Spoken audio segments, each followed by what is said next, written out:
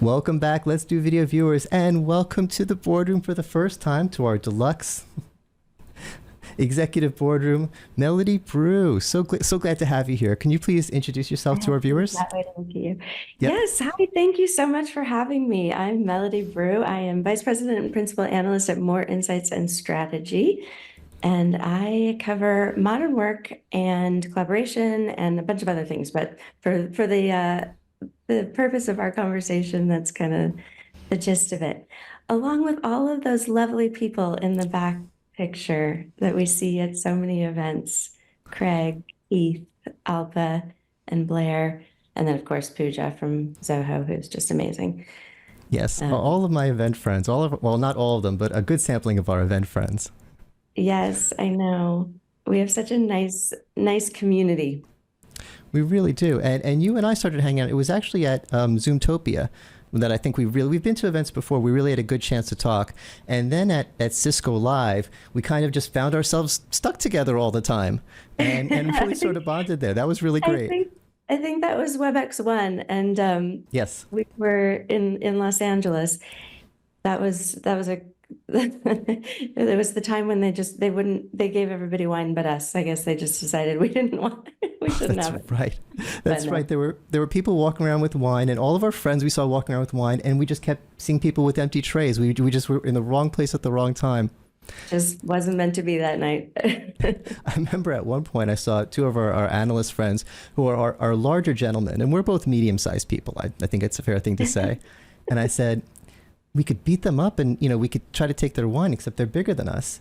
And you looked at them for a minute, and you had this look on your face like you were doing math, like you were calculating. And then you turned to me and you said, David, I can take them. If anybody who knows me knows I'm small but mighty. And my money would have been on you. I'm like, okay, we're going to have some wine in a minute. But let's get into our news. We have to mention next week is InfoComm. But we're not going to talk about InfoComm in this session. We're just going to tease. I'm going to have you back. We're going to do a post wrap-up after InfoComm. Today, we really want to talk about Zoholics. Yes, I'm excited about InfoComm. But first, aren't you doing some sessions at InfoComm? Yes, thank you. I'll take a minute to a little self-promotion. On Wednesday at 10 a.m., live streaming in action, I'm going to talk about the tricks and effects and fun things I do here. We're recording this now, but if I had pressed start streaming instead of start recording, we would be doing this live. I don't need post-production. Well, there's always some in post-production, but everything we think of in post-production could be done live. And everything you see here could be seen in a Zoom webinar or a WebEx webinar or a Teams. And it could just make our presentation so much more fun and engaging. And I'm going to try to get people as excited about it as I am. My other session, I have 3 windows and the mouse just flies all over them. Quite a long title, but it's basically about ASR and captioning, and something I've been struggling with recently. I thought this was just, this is accessibility. I assume these things exist. When we go to a convention center, I assume there's going to be ramps. When I make a video, I assume there's some sort of captioning button. And sometimes there is, depending on what you use, and sometimes there isn't. And I'm lucky. I should do a better job of promoting the panel. But the names are too small to read and the faces are too hard to see. But they're wonderful, wonderful people, and I've been meeting with them or preparing for this, and they know their stuff, and they're going to help me. I'm with the audience on this one, and this is really important, so I hope people show up for this. This is also on Wednesday at 1 o'clock. That was a mouthful. Oh, cool. Well, I'll be there, so I'll come stop by. Thank you. I definitely need to up my game. I have all the really good camera equipment. I have my Poly camera. I have a Dell camera, and now I have a Logitech camera. I got cameras all over this place. And honestly, my Mac camera is pretty good, but I need to up my audio game. So maybe you can help me out with that when we talk. Absolutely. Yeah, that's part of the point of my presentation is that we have all the gear already. It used to be limited by the gear. We have the gear. Just figure out the software and have some fun with it. Right. So let's get back to Zoholics. Of course, first, a few pics of the people. The people were wonderful. And when I hear about previous Zoho events, I always hear all the stuff about the culture and the company and the wonderful people. And I'm like, all right, enough already. But now that I was there, I get it. It really is a big deal. It really is a big part of the story. It is. Yeah, and it's funny that I think that maybe the first time that I heard it, I was kind of like, how much can that be true? And is this, sort of part of their marketing? But I've been covering Zoho now for a couple of years, and it really is just part of the company. It is who they are. And it's not just sort of this how they feel about things, it's actually how they build their products. And you can see that. And I think, one of the things that we were going to talk about is CRM, and you can see just kind of this end to end, all of the touch points along the way. And they talk about collaboration, I think, in a little bit of a different way than most of the analysts who cover collaboration would maybe define collaboration. So it might be worth having a discussion about kind of, at least in the analyst community, how they define collaboration. Especially, if we're talking about UC versus collaboration in terms of like how we work together on something, project collaboration versus collaboration tools, I think maybe is sort of where there's, I talked to a few analysts on their way out yesterday, and they were like, I don't know if they really talked about their collaboration tools as much as how to collaborate within certain projects. And so I think so for the sake of collaboration here, you can tell the way that they build their products. And, Sridhar, the CEO, said this upfront in his keynote, which is he's not answering to shareholders, he's answering to customers. And that's a great way for them to approach building and serving their customers. One very interesting question that came up, and I'm not sure if you were in this session, there were a few things going on, was that somebody asked, well, what happens when that's no longer the case? Yes. Great. That was a great question. That was one of the big ones of the day. Yeah. And, there's two co-founders, and, succession planning is important, and making that, real promise to their customers that they have stuck by. And it's not just their customers, it's their employees, because they have built their sort of headquarters and mini headquarters around their talent in places where they've gone in, and it's like a whole economic development plan of building up communities to allow people to have jobs and lives that make it easy for them to work and live in a place that they can then serve customers and have this quality of life. So it really is this really massive promise that they've tied themselves to, that this succession planning, I think, is an important conversation to have. And I saw Sridhar and Tony in the hallway, and I said, hey, I have a question for you. Do you guys fly together? Ooh. And they looked at each other and they were like, So I think they're going to be rethinking that. So, wow. Yeah. But I did think they had a satisfactory. The answer was not always, just so we know. Okay. And probably never again. now that you said that. Yeah. Right?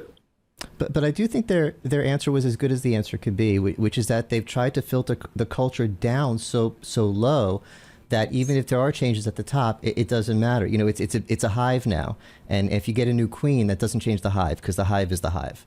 The bees have their ways of doing their things. So whether that's true or not, because a lot of time culture does come from the top, will remain to be seen. But I think that was as good an answer as they can give. And you mentioned the one, there's a lot of examples of the things that they're able to do as a private company. You mentioned the one that I really think is a great example is when they choose places to build new headquarters, it's not the cool places that the investors want to be. It's not San Francisco all the time. It's well, let's look at the housing market. Can our workers afford to own their own houses as opposed to having to rent? How much does food cost? What are the groceries like? I mean, I don't think publicly traded companies care about that kind of stuff. They don't. And they really, in the last, at Zoho Day, which was in McAllen, Texas, which is one of their headquarters, they talked about just kind of the basic human needs that are required for people to do their best work. And this is food, housing, just these basic things. And it's like, you hear this and you're like, it's really kind of, it all, like I said, and I'm wrong. I was wrong, but my first impression way long ago when I first heard it was is this gimmicky? Oh yeah, because me too. But it really that's the way that they run their business, and you can tell by, we really interface with the AR team, but in the process of getting ready for Zoholics, I had tons of meetings with their product team and some customers, and it really is the way that, it trickles down. Like you said, it's a hive. Yeah, I mean, not to get too, capitalist, Marxist, socialist thing, but if I have someone working for me who's trying to code a better web browser or meeting app, I don't want him or her worried about, are they going to make rent tomorrow? I want them working on my app. Right. And speaking of apps, they develop a lot of apps, which we'll get to in a minute. But first, I want to talk about the CRM because I did a live stream with Tim Banting this morning and talked about Zoholics and didn't talk about burying the lead. I forgot the lead. This was like one of their big announcements, and it took me a minute to wrap my brain around it. But once I did, it's not just a cool thing in itself. It's an example of how the whole Zoho universe provides benefits. And CRMs, we've all worked with Salesforce or HubSpot or something like that. And they're wonderful. They track the whole path. Made the first call to the client, did the follow-up, got them in a Zoom meeting. They sent them a proposal. They followed back. You could see the whole trail. But then there's a little gap where it says sent to legal for approval. And then you're kind of in limbo. And you keep checking your CRM and there's no updates because legal isn't in your CRM. But if legal is in your CRM, then you could see been through the first review, sent to the lead attorney for final review, expected next Tuesday. And bing, it clicked in my little brain. And I don't think it's just about the CRM. I think it's everything Zoho. Yeah. Yeah. I mean, it's not just legal. It's like really any team can come into the CRM, and there is collaboration. There you go. Collaboration within the CRM and even project management within the CRM. So everything is visible within the CRM. And some people might say, well, okay, that exposes data. That's not necessarily a good thing for large teams. But it's Zoho. They're very big on security. So of course they have that worked out. So there are, tools and permissions and who can see what data, and the data isn't necessarily duplicated. So there's widgets that can kind of have this resident data that can only be seen by whoever has the permission for it. So the data isn't duplicated, because that's the worst, is when you just have duplicates of this data. So it really helps for all of the teams to be able to collaborate within the CRM.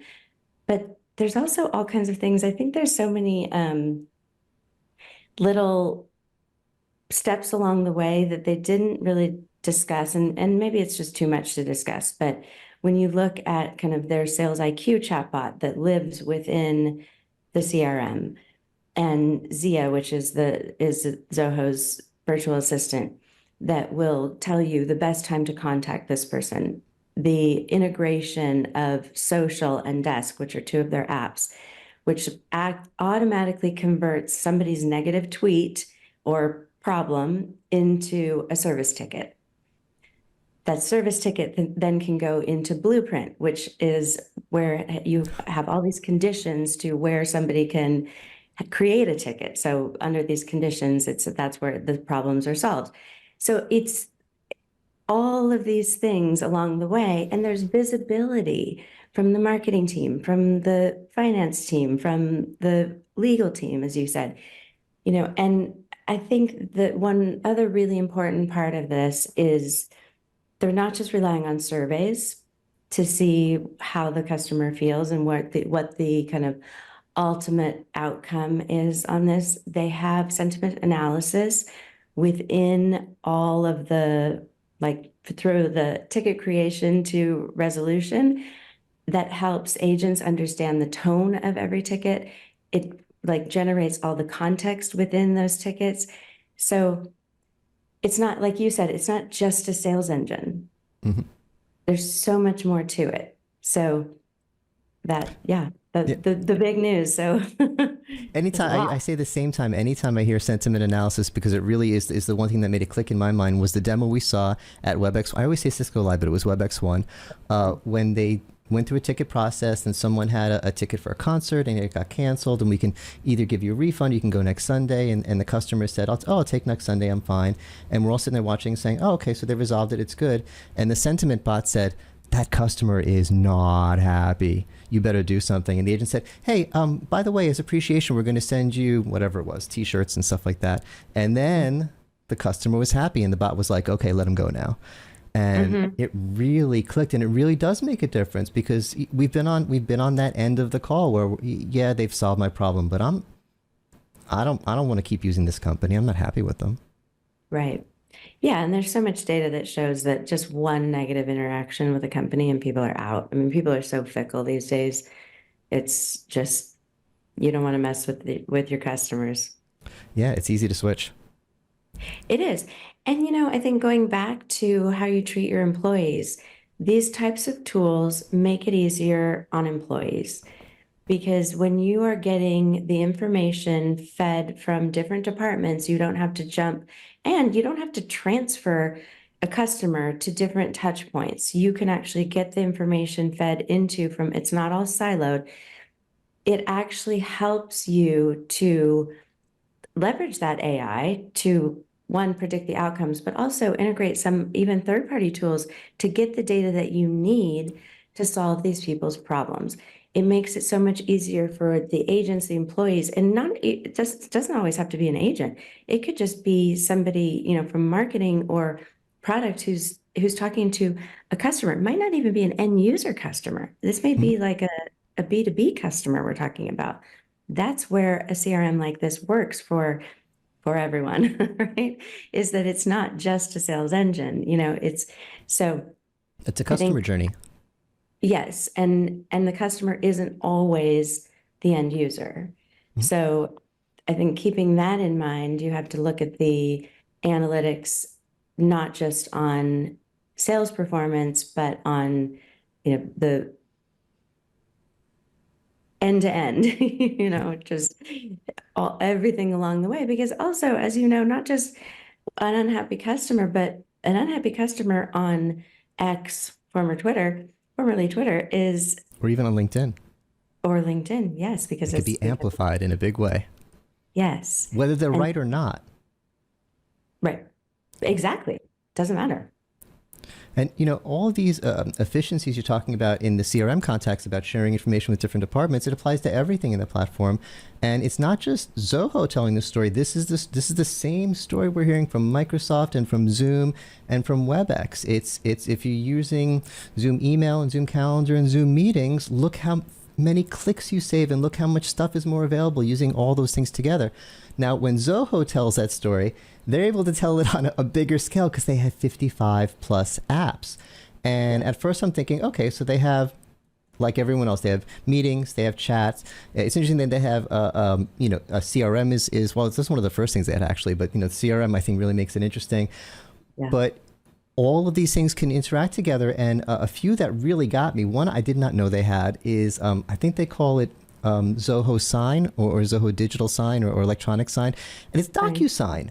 They have a DocuSign, and I think about how useful DocuSign is. And I was talking to, I forgot his name, but their security expert. He was wonderful, and he was explaining the a workflow of a customer doing this and then sending the document to be signed. I'm like, wait a minute, are you talking about DocuSign? And he's like, oh, you use DocuSign? I'm like, yeah. And I'll be in my Word document, and then I have to upload it to DocuSign, and then I have to email it to the client in a different email, and I'm using 5 different apps to use DocuSign. And he's like, it's all in there for him. He just does it within Zoho, and it's available to everyone. And he said, oh, by the way, how much are you paying for DocuSign? I'm like, okay, good point, good point. Another one, They have a web browser. Who makes a web browser these days? And from what I've heard, it's good and has security features that companies need. It is good. It was introduced last year, and one of the features that I really like about it is the ability to keep things compartmentalized. So you can actually have, the bat phone is ringing. Yeah, that was me. No one heard that. You can have in Ulaa, which is the web browser, you can have it's like you basically can have 4 browsers open, but just shift between them. So if you want, let's say you want like your shopping tabs, or the ones like different security levels for different ones. So like as a mom, if my kids are going to use my computer, I don't want them messing with any of my work stuff or Yeah. anything else that's on my computer. I can have a browser that's just for them. I can also have it, set to have like, certain restrictions. So their browser is, it has some really good, obviously the security stuff, but it has some very customizable use cases that I think are interesting. I'm not sure that they're going to get people using it unless you're just already in Zoho and you're a Zoholic, which is an actual thing. People are. I think somebody said that there's people who are offended by that. Come on, Oh, can we be offended by every single thing these days? But yeah. okay, fine. So if you're offended by that, let's call it just a fanatic. They're There you Zoho go. fanatics, big Zoho fans.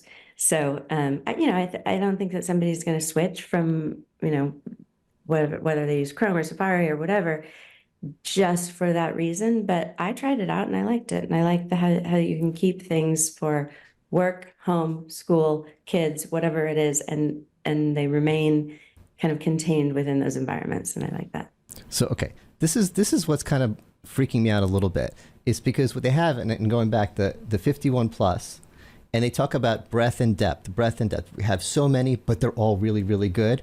And I see the breadth, but depth is really hard to convince me, because if you're making this many, come on, some of them got to be light modes. This got to be like your browser's a light browser. It's not real. But anytime I ask someone, hey, tell me about this one in particular, like randomly, I just mentioned the browser. We didn't rehearse this. I mentioned the browser randomly. You were able to give me an in-depth explanation of why it's good. And I'm having a feeling that they might be able to do that for like all of these, if not, a lot of these, if not all of these, which I really, really, really wasn't expecting. I thought it was, yeah, we got everything in it all. It's all okay. Yeah. So, I think you were there when they did in the keynote, they said, raise your hand if you use one product, keep your hand up, and it was like, if you use 20, if you use 30, and there were people with their hands still up using, 30 plus of the apps. And I would guess that each of those people could tell you why. But here's another Yeah. thing is if you're not using it, they don't ping you and say, hey, here's 5 different ways you could be using us. They ping you and say, hey, don't pay for something you don't need. Oh, that's So nice. that's where they keep their customers. Is That they're makes like, customers oh, happy. yes, Can't think of a single service that's done that. Dunkin' Donuts takes my $5 a month, whether I use it or not. Yep. So that's the thing, is that I think they just operate differently. I actually said yesterday to Corey Johnson and Lisa, who were doing the 6.5 videos. They said, well, how do you describe Zoho? And I said, it's like a really small company that got really big. Yeah, It's like that's how they operate, I like that. Yeah. So as far as their competition, they see Microsoft as their competition and no one else, because they believe that only them and Microsoft do these 4 things. And I'm a horrible, horrible, horrible human being, because they spent a day telling me all the stuff that I agreed with. And there is one thing that I question, and I can't wait to talk to you about it. That doesn't make you horrible. Okay. Well, as So- you know, I mean, I called them out on this, just I did a panel. So when they flashed this slide, they did not. There's my panel. When they flashed this slide, they didn't name Microsoft as being that one company. So I think all of us were looking around going, We were guessing. are they talking about Microsoft? Are they talking about Zoom? Or are they talking about Google? I Because thought there's more Google. than one.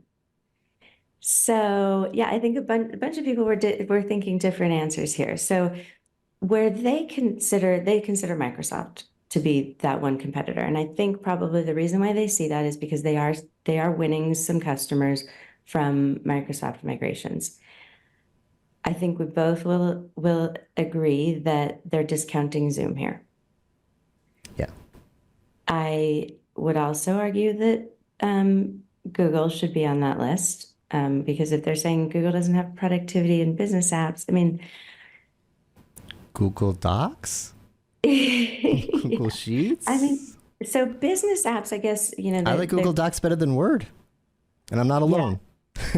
Yes, there could be some argument on the business apps side, certainly not from Microsoft. We've got tons of them, but I'm not even sure if I'm gonna give into that. But um, I'm not gonna make your case for you because you said this before we got on here. So give me your argument of why Zoom should be on this list and why they're not.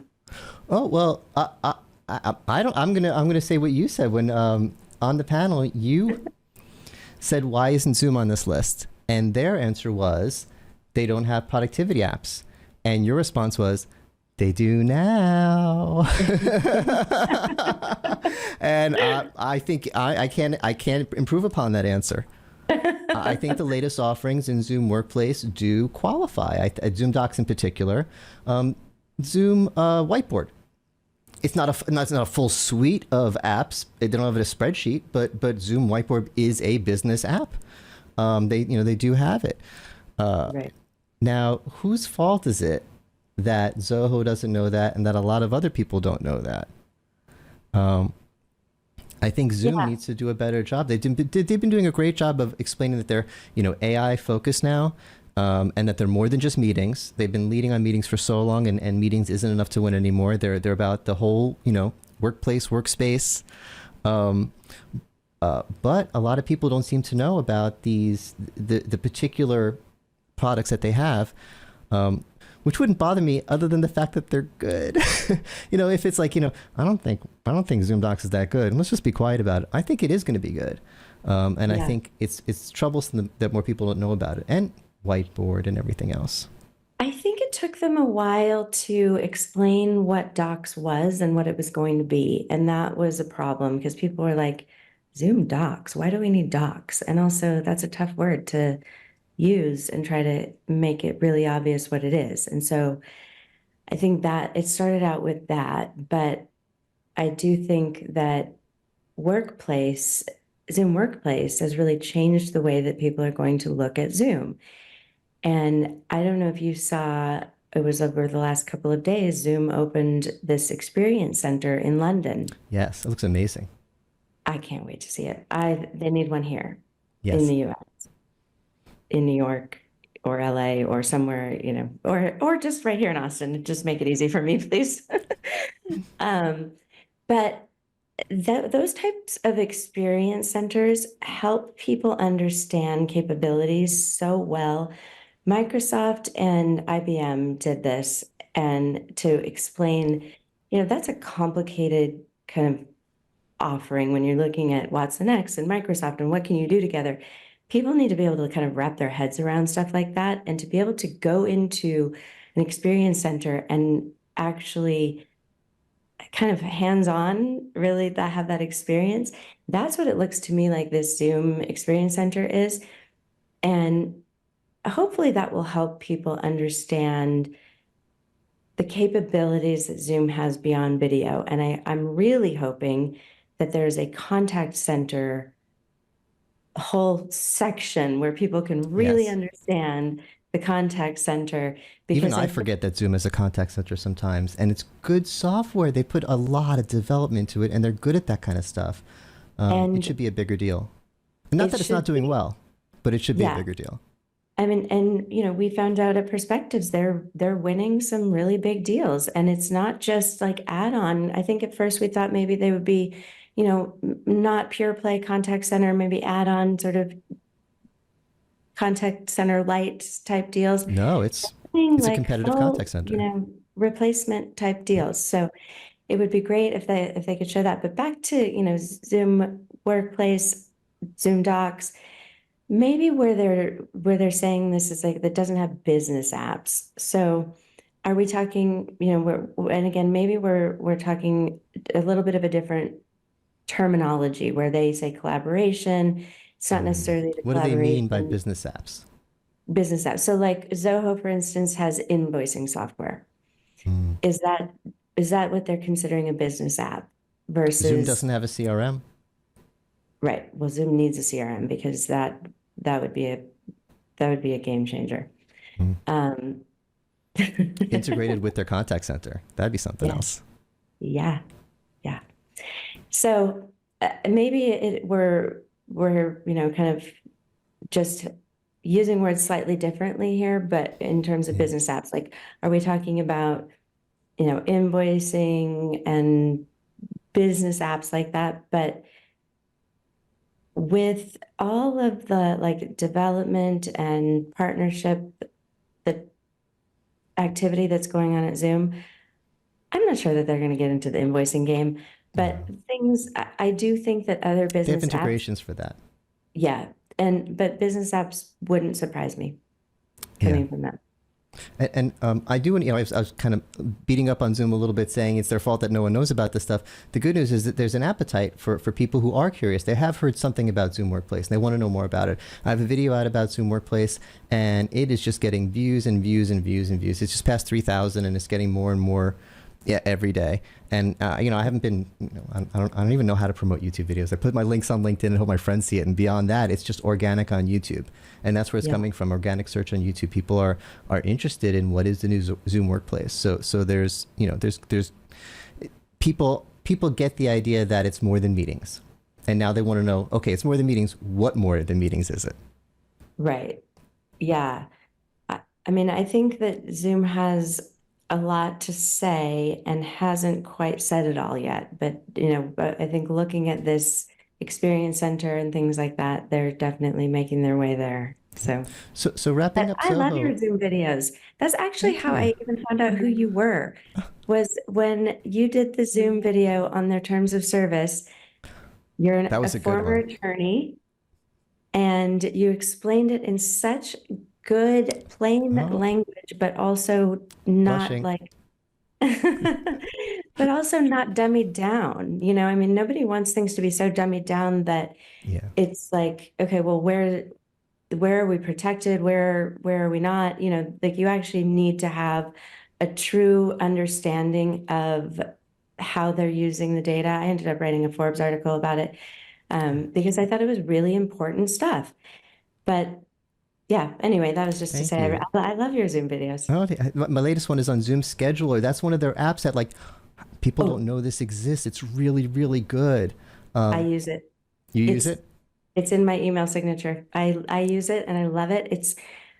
I used to use a different one that was called Book Me. And I use Calendly, but I'm switching. Yeah. And it just would glitch. It's so nice just to be, I used to think it was sort of, maybe this isn't the right word, but like egotistical to be like, here, book some time. Book my thing? No, I got over that quick. I did, like, it made me feel weird, like, oh, find some time on my calendar, but I am so busy and I really want to give people my time if they need it. And it's a necessary tool. For clients, I'm like, hey, find the time. If you can't find the time, ping me and I'll move some stuff around. But I think it saves so much back and forth with scheduling but yeah, I love Zoom scheduling. I'll put a link to that video below, and I don't want to cut you off. We only have 10 more minutes and I want to get to our last topic. So first of all, wrapping up, is there anything else we need to say about Zoholics 24 other than thanking our host? It was amazing.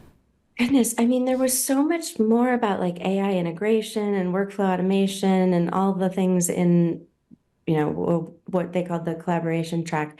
I'll give a little, my own little plug here. I will be writing up a full recap of it. So you can look out for that and I'll share it with you too. But yeah, I think there was just a lot of it and great time, really good time. Okay, and we don't have to end in 10 minutes. I just got a call from my next meeting, so we can talk as long as we want. But on to the other, there's one other story we just had to talk about today. Gotta talk about this. Okay. Can I take the pro Zoom side on this? Can I be the defender of Eric on this? You can. Well, you want to start? Well, okay. First of all, let me tell you this. The way I discovered this is that I had several people send it to me with acronyms that were like OMG and WT. Yeah, I saw it on Reddit. Say WTZ. What the Zoom? Zoom. Yeah, people are like, huh?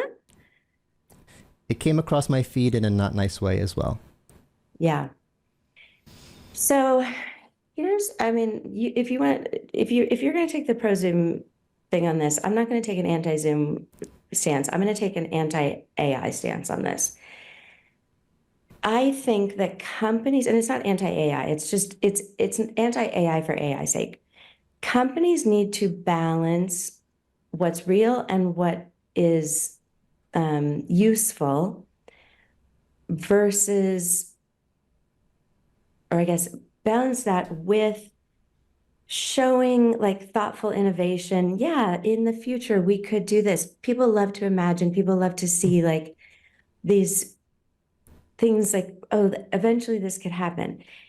It also can get to the point where it's creepy, it's scary.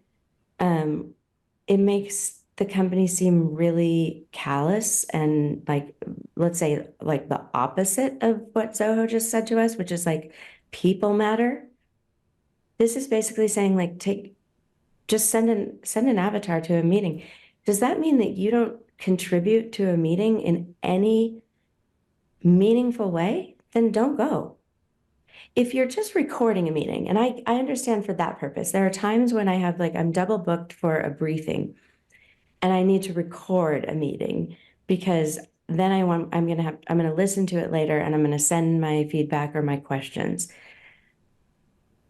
But if we're just talking about sending avatars to meetings, even if this is supposed to just be, here's a vision, we're really AI advanced, we're an AI first company, show for a serious AI company to show up in People magazine saying, send your avatar to a meeting and go to the beach is not a good look. And I'm going to just take a hard stance on that. I have to agree. It didn't look good. It didn't come off right. Um, and the vision that comes to mind of, oh, I'm so excited. I get to hang out with Mel today. And then when I get into the Zoom meeting, it's a cartoony Mel, and it sounds kind of natural and it's very good, but it's like, I'm not really Mel. Mel's on the beach. I'm her avatar. Oh, well, I kind of wanted to talk to Mel. This isn't really okay. And that's sort of the vision that I got from this. Now, what would work for me, and maybe is what he was going for. By the way, I wanted to get rid of this. I think this is such a hit piece. It's not even a flattering picture of Eric. I'm like, it's hurting me, but I don't want to go back to the Zoho pictures because we're on the Zoom story. But I really feel like they're not being nice there. I think it's a nice picture of him. It's okay. Okay, I think he usually looks even better. But I think, okay, here's what I'm thinking of. When I was a kid, I used to always read the Batman comics. And Batman had his personal assistant, Alfred. And Alfred was even better than Batman. Alfred knew everything that was going on. And if I had to meet with Batman, and the next time you can meet with Batman is 6 months because he's really busy, but you can meet with Alfred tomorrow, I'd say, oh, that's even better. Because Alfred will make sure that not only does Batman get the message and get the message right, but that it gets done. Now, let's say I wanted help from Eric on something. Eric's really busy. I don't even want to ask Eric for a personal meeting. And he's nice enough, I think he would give it to me. But I do not want to send a message saying, Eric, can you meet with me on Zoom next Thursday for No. But if Eric had an Alfred that I knew was as good as the real Alfred in the Batman comics, Alfred, can we talk? I'd be very happy to have a meeting with Alfred. So if what Eric is saying that we could all have our little Alfreds, and if you can't meet with me, my Alfred can take care of you today, I'm okay with that. But that's not how it came off. It's not how it came off. It's not how it came off. And I think we're a really long way away from that in terms of how the large language models work. And I think, I watched Lisa Su from AMD, her keynote at Computex the other night. It was Monday morning in Taipei and it was Sunday night here. And I'm a night owl and I'm, preparing for my Monday morning. So I watched it and, she talked about, we're still at the point in most cases where you either sacrifice speed or accuracy. Yeah. And that was to say, they have this new chip coming out that doesn't sacrifice those things, but that's also very expensive. So how can Zoom or any company for that matter say we can get this right And we can do it in a way that is going to not be just incredibly expensive, consume a massive amount of energy, unless you're computing on the edge. That's the answer to that. Yeah. Which is, part of the AMD answer to that. But I just think that saying this it's a forward-thinking, visionary thing to say that maybe was a little too soon, too real. And I'm going to say the fact that People magazine picked it up is a little bit proof of that. We're not reading this in the Wall Street Journal, or I think it did originally post in Verge. We're not reading this in That's where I Business saw it, I think. Intelligence. It's in People magazine. So that's going to be where people are going to pick up on this and be like, Zoom wants to get rid of people. But it was a forward-thinking thing. I mean, we don't even trust cars to drive for us yet. Okay, so we're still several years away from trusting virtual Alfred's personal avatars to take meetings for us. He wasn't talking about doing this next week. Yes. It was definitely future stuff. And 10 years from now, we're going to have personal assistants stepping into meetings for us, and it won't be so weird. And we're going to say, oh, remember when Eric got beat up on for this? And now it's happening. It was a little too early, and it wasn't worded right. Right. And that's, I think, a good reason for us to talk about it. That's somewhat part of our jobs, right, is to sort of clarify what is out in the market. I mean, that's kind of one of the things that I think I'll give my firm a little shout out here, is that part of what we do is educate the market and educate on not just what is out there and what is being said, but what does it mean? And what does this mean for the future? What does this mean in the context of the whole market? It's part of the reason why we comment on earnings. We're not financial analysts, but in context of what's happening in the market, having some product, some knowledge around the competition, the product, the pressures on the company, put some context into what those earnings mean beyond just like stock is good, stock is bad. It's like, so in this case, it's like AI is good, AI is bad. Well, it's neither, right? Let's put this in context of what this was probably meant to be, what it kind of came out looking like, and what it most likely is going to net out to. I'll give you one quick example, and then we don't need to talk about this for hours, but although we could. I was at Cisco Live this past week. I found out that at Cisco, they have virtual assistants who have names who are actually members of teams, and they appear in company directories. And so these team members know enough about what's happening in these teams. Of course, it's generative AI, so you can ask questions of what's transpired between these teams, and they sort of it's like a virtual assistant that helps keep track of what's happening within this team. So that I get, like being a team member. Let's have this assistant who sort of acts as a team member. Microsoft just introduced a Copilot that's a Copilot team member. That makes sense to me, but don't replace me as a human.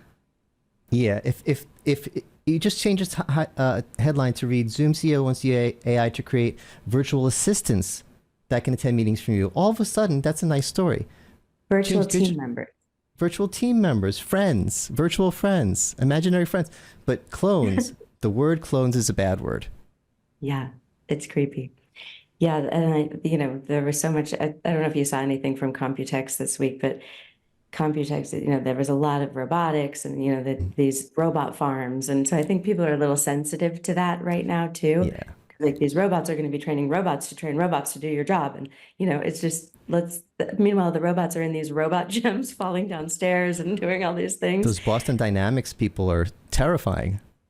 But I thought these robot gyms, I mean, we could go on. This is so funny. We're just like having a conversation.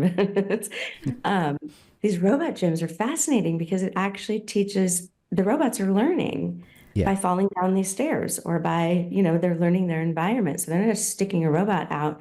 I love the fact that, a robot or let's call it a virtual clone, whatever it is, digital twin, that can go to the top of a building and inspect a roof rather than putting a human life at risk. Let the human be down with an iPad doing the actual work, not put their life in danger. So I love the idea of all of these things happening, but I think you got to be careful with how you talk about it and how you present it. I'm sure that there are some Zoom employees even with this that are like, huh? Are you going to replace me? Oh Are yeah. you cloning me Are right you now? cloning me? Yeah. Yeah. See, Yeah. that was kind of the part of that was scary. This like thinking, oh well, if my clone go to the meeting, who gets the paycheck, me or my clone? That's a really interesting thing that Mike Benehoff said something at Mark Benehoff, what did I just say? Said something at the World Economic Forum that if all of these AI assistants and robots are starting to replace people's jobs, somebody's going to figure out how to tax them. Oh yeah. I didn't even think about that. But at some point, yeah. You should go and watch that session. It was very If work is interesting. being done, government's going to want a piece. Yep. This conversation reminds me of a tweet I saw the other day. Just some random woman on Twitter, and she was saying, "I want AI to do my dishes and laundry so I can paint and make music. I don't want AI to make music and do my paintings while I'm doing dishes and laundry." And that's Yes. kind of what's happening for a lot of us. Yes. Yes. And I think that's the smart companies are going to be the ones that figure out how to give you back some time in your day so that you can do the more meaningful work. Personal life aside, we all have to kind of set our time where like this is my time to be with my kids or do my music or do my painting or whatever. But work time, I think, Box, for example, as a company, I think has done a really good job of this saying, here's a way that we can help you organize your content, query your content, and give all the metadata, everything that you need to best use your content so that you can spend time thinking, collaborating, doing the stuff that is innately human. Yes. So I love that about like how they're approaching this. They're not saying like just let AI do everything. I mean, they are having the conversations about agents who can kind of act on your behalf, but that's in terms of using in use of that content. It's not creating the content. It's not doing the work that is really truly the human work. So I think companies have to be really smart about how they approach AI and what it can do for you, and really think about what's the end goal? Like, what are we trying to get to here? You know? Yeah, I think it's kind of all over the place, but what I want is just a personal assistant that does the stuff that I don't want to do. Go through my emails and tell me which ones I need to respond to. I want to Right. respond to them because I want to respond to them. That's why.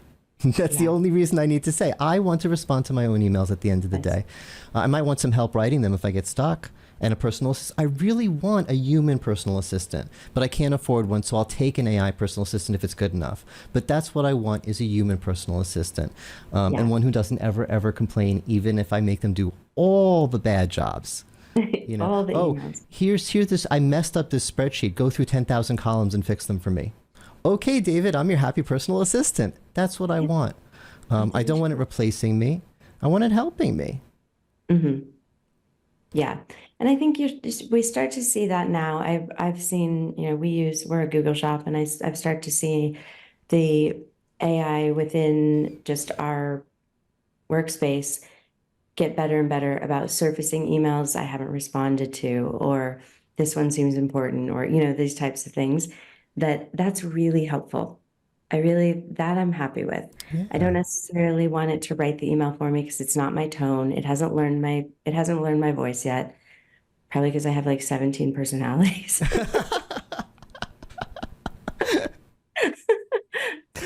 Is it happy Mel? Is it I've been on the road all week long Mel? Is it I'm working, don't bother me Mel? I mean, you never know what you're gonna get. But a Just personal kidding. assistant would know and know how to deal with whatever mail is showing up that day. Exactly. That's really what it comes down to. If you, what do I want AI to do and what do I want AI not to do? Ask me, is it something I would want my personal assistant to do or want my personal assistant not to do?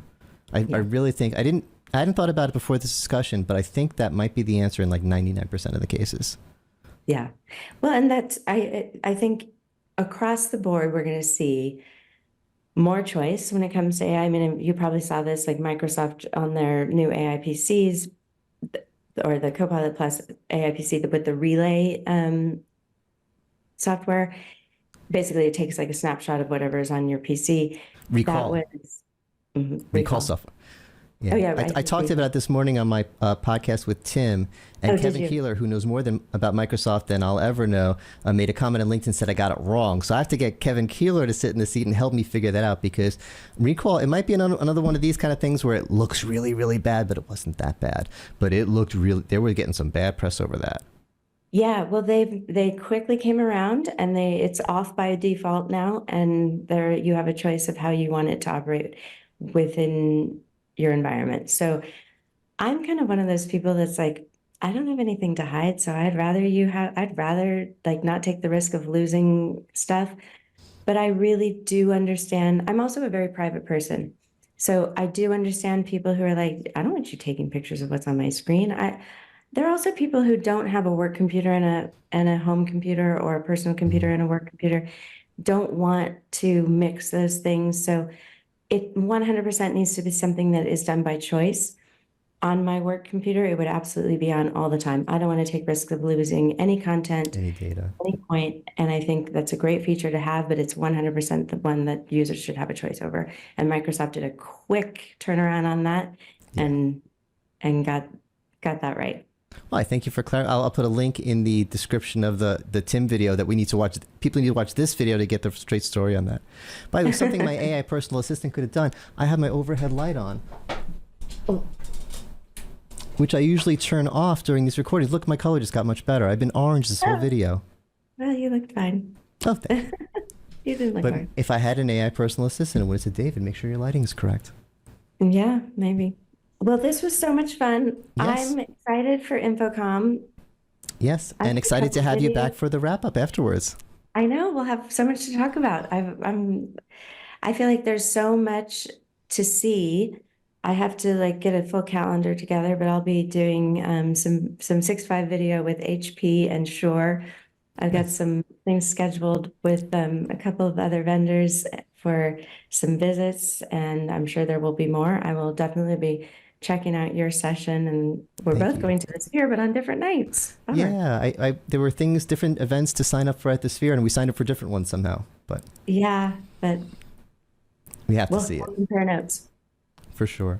Well, thank you so much for being here, and thank you everyone for watching. Please be sure to Yeah. like and subscribe. Thanks for having me. Take care.